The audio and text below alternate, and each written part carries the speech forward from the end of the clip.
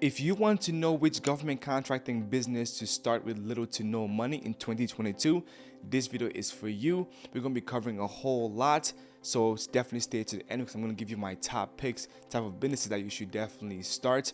If you don't know who I am, my name is Desmond Acha, founder of USA Contract Solutions, where we specialize in helping businesses win government contracts. I create these videos because a lot of people don't know how to win government contracts, and I don't want you to be one of them. So you want to start a business and you don't know what kind of business to start, right? Well, let's break it down, right? It really starts with three different things. First, you have to decide if you're going to be a contractor, consultant, or a reseller, because those are the three ways you can make money with government contracts. As a contractor, you're selling your services directly to the government. As a consultant, you're going to help other businesses sell their services. And as a reseller, you're going to be reselling products to the government. So you must first decide, what do you want to do, right? Let's talk about being a contractor, right? So as a contractor, you really want to start with your experience, right? Like, what are you experienced in, right? What are your skill sets? Like, what skills, experience do you have that you can start a business with, right?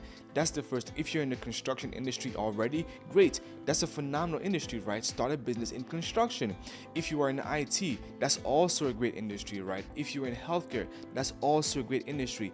But if you're going to be a contractor selling your own services directly to the government, winning your own government contracts, then you really have to decide, what do you want to sell? What's your experience? What's your value proposition, right? You can provide, construction services, professional services, IT services, facility management services, healthcare services, right? There's a lot that you can do, but it really starts with, what's your competencies? What are your skill sets, right? What industry are you passionate about, right? That's the first thing. And you really want to think about your goals, right? Like, what are your goals for your business? Let's say, putting the type of business aside, right? What are the goals for the business, right? Like, how big do you want to grow the business? Do you want to be in one state? Do you want to be in all the states, right? How many employees do you want, right? How much money do you have to start that business? Because you need to think about, the equipment. Let's say there's two things. There's a service industry where you just need a laptop and, the word of mouth to deliver the service. And there's equipment-based companies where you actually need some equipment, right? So you have to really decide, like, what are you willing to do? If you have little to no money, honestly, start a service business, right? Literally start a service business if you have little to no money, right? And that leads me to the next thing, which is, let's say you want to be a contractor, right? You want to be a contractor in the healthcare industry, right? But you don't have the money, you have little funds, but you are very passionate about health and you want to, win government contracts in the health industry, right?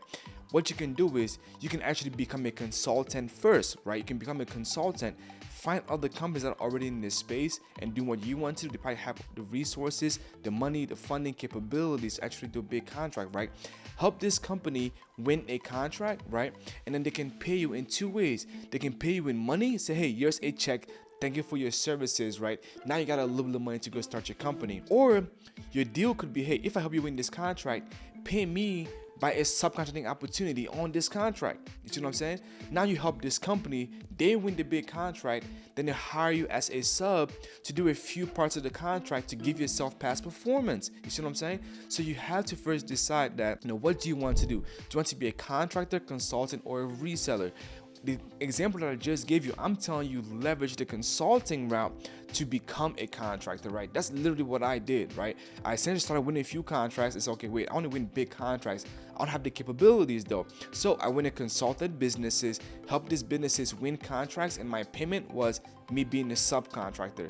Now, if I'm helping them win contracts and their payment is to hire me to do some of the work, that's like a win-win for them. You see what I'm saying? Now they're helping me literally grow my business and I'm leveraging them to grow my business. Eventually, I'm the prime contractor and then they are the subs. You see what I'm saying? But I'm adding value. It all goes back to adding value, right? What is your value add? What are your skill sets? What is your competencies, right? So as a contractor, you really need to know what your competencies are, what your value proposition is if you're going to pursue government contracts to win for your own company as a contractor, because as a contractor, you're delivering those services directly to the government, right? Also, you really need to know about, how much equipment you're gonna need.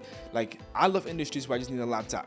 right? Laptop and a phone, that's all I need. I don't want to go buy, $20,000 worth of equipment and then sit there with no contract, right? So service businesses are the easiest to start because it's low startup costs, okay? Especially in government contracting where everything is pretty much done remote. And that's why I was suggesting using the consulting route, because as a consultant, all you need is to know how to win contracts, right? When you know how to win contracts, have another company with bigger resources win the contract and pay you as a subcontractor, or to pay you in fees and so on like that. You also need to research the business model that you're going to be doing, right? But the reality is, since the government, buys everything, right?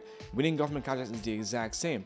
You need to essentially go bid on these contracts, but you need some strategy to really make sure that, you're bidding with the right agencies, right? You're having a great offer with this particular agency, right?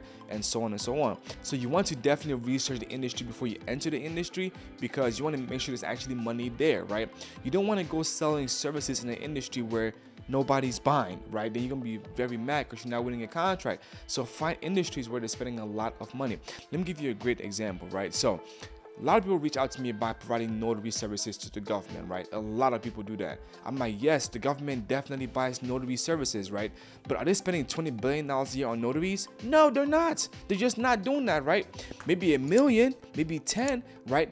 But to me, there's not enough action in that industry for me to really want to pursue those opportunities, because there's already a lot of competition, right? It's a low barrier of entry and there's not enough meat on the table to really pass around. If they're spending $20 billion in the industry, guess what? I can go in there and compete and still win some work and still make some money. You see what I'm saying? So you want to find industries where they're spending a lot of money and focus there. You can also reverse engineer and say, okay, cool, where is the government spending the most money?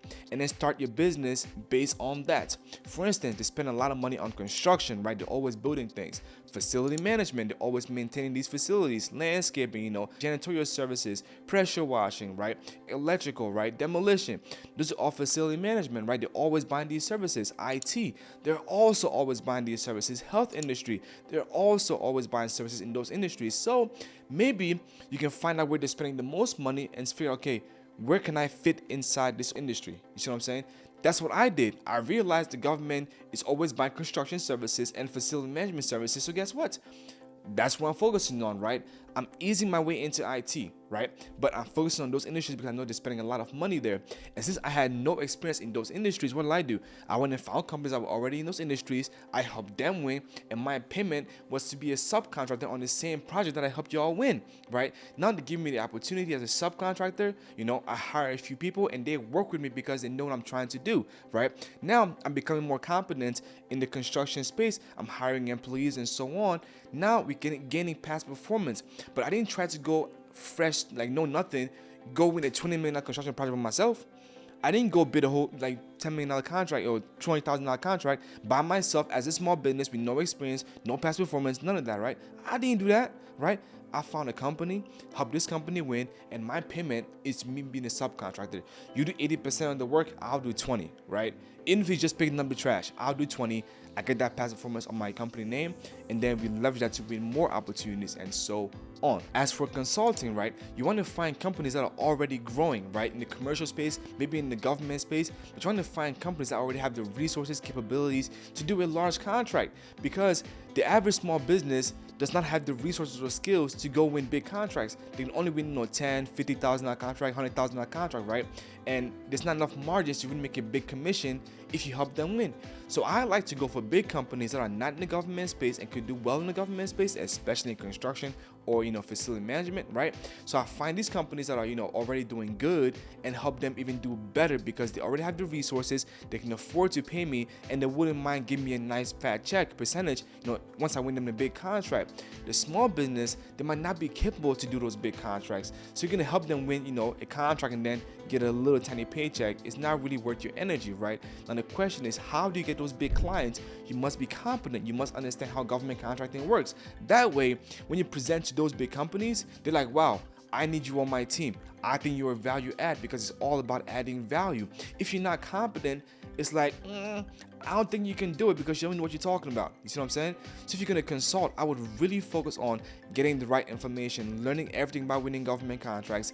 That way, when I reach out to companies, I am competent, I'm confident in my ability, and I can literally I'm speaking with certainty, and that's gonna essentially be transferred to them and giving me the opportunity to do it for their company. You see what I'm saying? Because they're gonna trust you to go open them to a whole new market and help them, run the business development, right? So you need to become competent. Don't be brand new, knowing nothing about contracting, trying to call a Fortune 500 company to give you a shot. It's just not gonna happen. You see what I'm saying? You have better luck calling mom and pop shop down the street that knows nothing about it and want to get rich tomorrow, right? So as a consultant, find quality clients, because the more qualified your client is, the easier it is, the more resources they have to allocate, to you to help you in the proposal writing, finding opportunities, and so on, right? But to get to that level, you must understand how government contracting works as a whole. As far as reselling, right? If you're going to be reselling, you want to make sure that, right, you pick a few products, okay?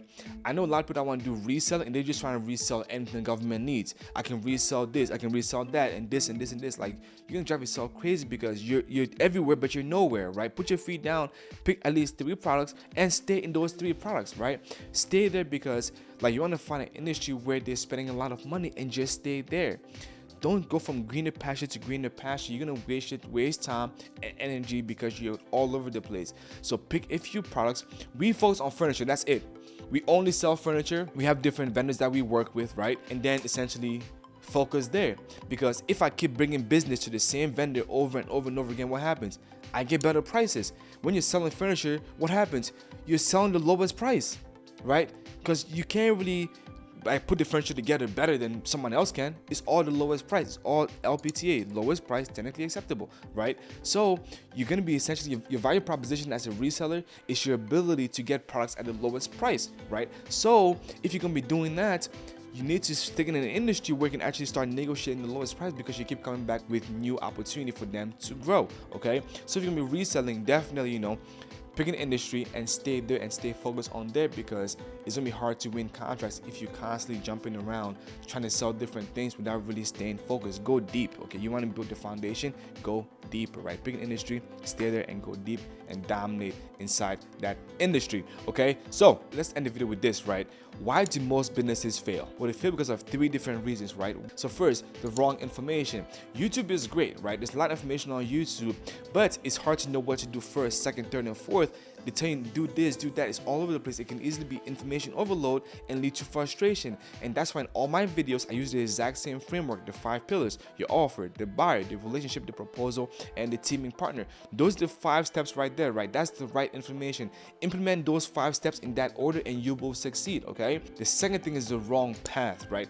You have no strategy on how you're gonna get to your goals. You have these big, beautiful goals, but there's no strategy to get to those goals, right? So our job is essentially give you the right strategy, or help you create the right strategy for your business, right? And that's why I'm giving you different strategies to help you get to your goals. That's why I said if you want to be a contractor, that's cool. Be a consultant in your industry, help somebody else win, and then use that to be a subcontractor, right? That's a great strategy. Or go win your own contract, right? Or be a reseller and so on. But you need the right strategies to get you on the right path.